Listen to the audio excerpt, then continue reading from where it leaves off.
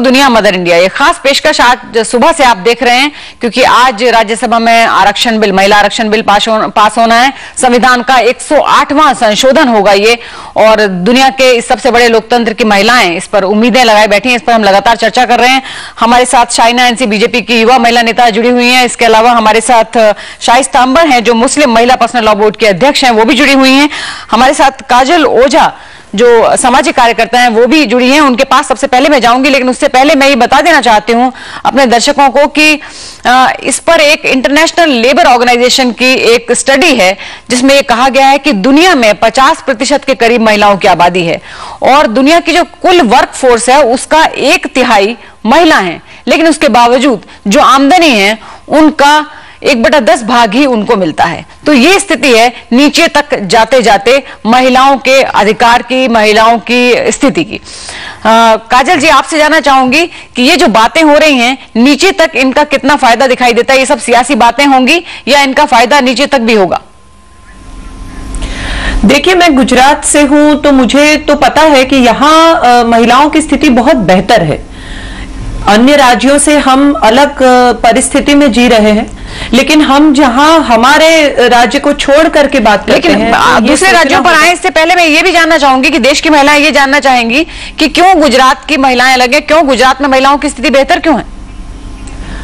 बहुत शांति है हमारे यहाँ, बहुत सम्मान है। लड़की रात को 2 बजे भी अकेली बाहर जाए तो कोई ऐसा रिस्क नहीं है अभी तक यहाँ। और दूसरा यह है कि यहाँ महिलाएं महिलाओं से बहुत मिलकर रहती हैं। मतलब राइट्स हो भी गए तो पिछले दरवाजे से एक मुस्लिम महिला और एक हिंदू महिला आपस में जो भी चीजें हैं बांट कर खा सकती हैं। यहाँ बहुत अलग परिस्थिति है अन्य राज्यों से, ये मैं देख रही हूं इतने सालों से।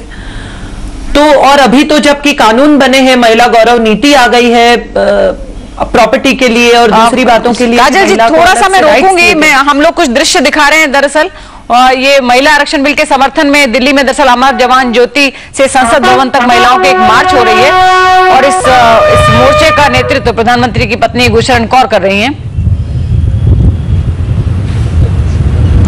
पूरी दुनिया आज अंतर्राष्ट्रीय महिला दिवस मना रही है, 100वीं वर्षगांठ है उसकी, और इस मौके पर बहुत सारे आयोजन होते रहते हैं। ये आयोजन है अमर जवान ज्योति से संसद तक के निकलेगी एक मोर्चा या रैली कहें। इसमें कृष्णा तीरथ बैठी हुई हमको दिख रही है, महिला एवं बाल विकास मंत्री, और इसके अलावा गुरशरण कौर प्रधानमंत्री की जो पत्नी है वो इसकी अगुवाई कर रही हैं। किरण वालिया हमें दिख रही हैं, दिल्ली सरकार की मंत्री और कांग्रेस नेता।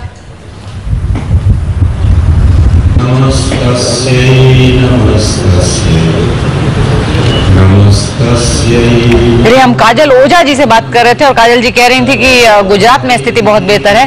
काजल जी, क्या वजह, आपको कभी मौका मिला दूसरे राज्यों की स्त्रियों के साथ बात करने का? वहां जो खबरें आप तक आती होंगी, आपको क्या लगता है कि वहां ऐसा क्यों नहीं है जैसा आप गुजरात में कहती हैं? वहां क्या महिलाएं मिलकर नहीं रह सकती? क्या वहां उतनी शांति नहीं हो सकती? होनी चाहिए, हालांकि है नहीं, ये भी एक सत्य है जिसको बिना स्वीकार किए हम जी नहीं सकते। होनी चाहिए, ये भी बहुत जरूरी है, लेकिन यहाँ जिस तरह का सम्मान है वो और कहीं ये जो पूरे देश में आज, क्योंकि हम सिर्फ एक राज्य को लेकर नहीं चल सकते, हमें पूरे देश की स्थिति देखनी नहीं चल सकती। पूरे देश में जो स्थिति महिलाओं की है उस स्थिति में आप ये मानती हैं कि ये जो आरक्षण मिलेगा, अगर उनको रिप्रेजेंटेशन मिलेगा, वो आगे आएंगी, वो पॉलिसी डिसीजन में भागीदार बनेंगी, इसका फायदा नीचे तक जाएगा और हर राज्य में जाएगा? देखिए, जरूर जाएगा, क्योंकि एक महिला हमेशा एक महिला के बारे में सोचती है, वो क्रीमी लेयर की हो या कहीं से भी हो, उसको हमेशा ये तो जरूर दिखाई देगा कि दूसरी महिलाओं की स्थिति क्या है। और क्रीमी लेयर तक पहुंचते पहुंचते उसने भी काफी संघर्ष किए हैं, ये भी एक सत्य है। कहीं से भी हो, पर वो बिना संघर्ष के इस दुनिया में, पुरुषों की दुनिया में आगे नहीं आ सकती। तो उसने जो संघर्ष किए हैं उसका कम से कम तकलीफ अपनी तरफ से दूसरी महिलाओं को हो, उसकी कोशिश तो हर एक महिला जरूर करेगी। जी, मैं शाइस्ता जी से एक बात पूछना चाहूंगी। शाइस्ता जी, गुजरात के बारे में थोड़ी सी अलग छवि बन गई है, खास तौर से कम्युनल मैटर्स को लेकर के, लेकिन अभी काजल जी कह रही है कि वहां पे महिलाएं एक दूसरे के साथ मिलकर रहती हैं और मुस्लिम और हिंदू महिलाओं में वहां पे इतना साबका है, इतना आपसी सामंजस्य है कि कुछ गड़बड़ भी हो जाए तो पिछले दरवाजे से एक दूसरे की मदद करती हैं। क्या कहना है आपका?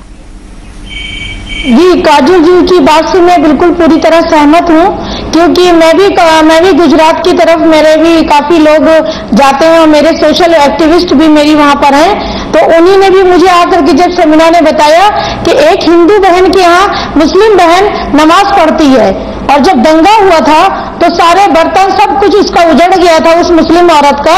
तो हिंदू बहन ने उसको अपने यहाँ बुलाया और अपने यहाँ उसको रखा, और उसने वहां पे नमाज भी पढ़ती थी और दोनों मिलकर खाना बनाते थे, दोनों मिलकर के काम करते थे, और जहां तक हो सकता था शांति व्यवस्था बनाने की कोशिश करती थी। ये बात बिल्कुल सही है, लेकिन हमारे राजनीतिक जो पार्टी के बड़े बड़े लीडर हैं और अपने उनके कार्यकर्ता तो ऐसी मानसिकता के हो जाते हैं कि औरतों के प्रति उनकी नीयत साफ नहीं होती है। हम लोग चाहे जितना भी त्याग करें, पार्टी को बढ़ाएं, पार्टी को शीर्ष तक पहुंचा दें, लेकिन हम लोगों के प्रति उनकी नीयत साफ नहीं होती है। इसलिए हम लोगों को चाहिए कि हम न्यायपालिका में और कार्यपालिका में और विधायिका में भी हम लोग 50% लाएं, क्योंकि हम वोट देते हैं बराबर से और हम बराबर की भागीदारी हैं हर। शाइस्ता जी, मुझे यहाँ ये बात मुझे लगता है कि बहुत इसको नोट करेंगे, जो भी हमारे दर्शक होंगे वो इस बात को सुन रहे होंगे कि गुजरात की छवि कम्युनल राइट्स के मामले में कैसी भी हो, लेकिन एक बात तो यहाँ पे काजल ओझा जी ने कही कि गुजरात में कैसे महिलाएं एक दूसरे के साथ खड़ी रहती हैं, चाहे वो मुस्लिम हो चाहे हिंदू हो, और आपने जो इस पर मोहर लगाई है, आपका इस पर मोहर लगाना एक बड़ी बात है।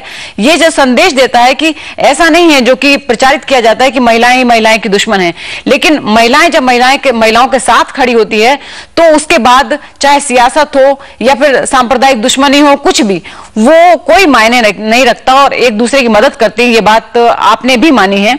अभी हम एक बातचीत देख लेते हैं। बिहार की पूर्व मुख्यमंत्री राबड़ी देवी ने कहा है कि हम महिला आरक्षण का विरोध नहीं कर रहे हैं, लेकिन इस बिल से पिछड़ी जाति की महिलाओं को फायदा नहीं होगा। जो आरजेडी की लाइन है वो उनका मानना है। ये देखते हैं क्या कह रही है।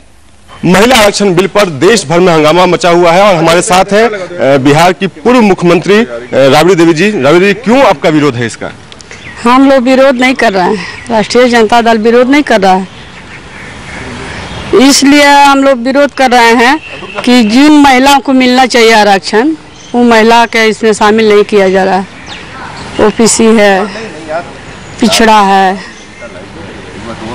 तो आपको डर है कि जो आरक्षण बिल है, वो सब भी महिला कहाँ जाएगी? देश की महिला नहीं है क्या? वो जो गरीब महिला है, पिछड़ा महिला है, वो देश की महिला नहीं है, उसको भी शामिल करना चाहिए।